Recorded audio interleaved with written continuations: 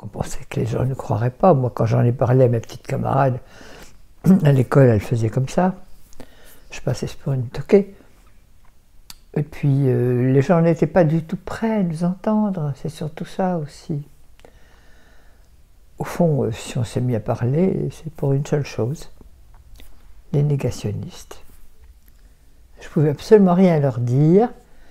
Et quand mon fils a eu 15 ans, une de mes cousines m'a dit « Tu ne veux pas continuer comme ça, il faut absolument que tu lui expliques. » Et je me souviens que la télévision donnait le film « Nuit et brouillard ». Je lui ai dit « Tu regardes, c'est l'enfance de ta mère. »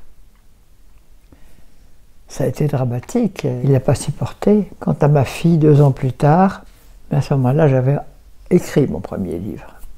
Une petite fille privilégiée. Elle n'a pas supporté. Avec les petits-enfants, c'est différent. Il y a du recul.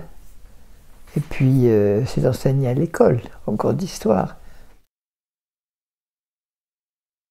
Assurément. Sans l'amour de maman, je ne sais pas ce que je serais devenue.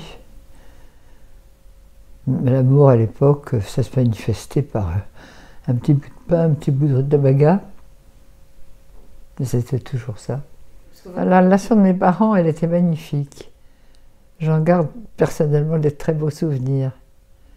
Je me souviens que quand papa prenait maman dans ses bras, j'étais contente. Ça me faisait plaisir, j'étais ravie. Je m'étais même dit, il faudra que je fasse la même chose. Je l'ai fait. Je le fais encore. Qu'il faut toujours parler et raconter, qu'on n'arrêtera jamais assez de dire et de répéter ce qui s'est passé. C'est ça le message.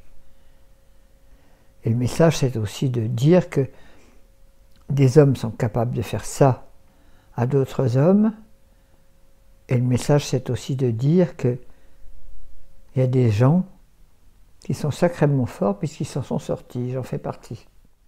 Mon mari me dit toujours, mais enfin, quand il y avait de la neige, vous aviez les jambes avec de la neige jusqu'aux genoux. Vous aviez froid et vous avez tenu. Oui. Je ne sais pas pourquoi.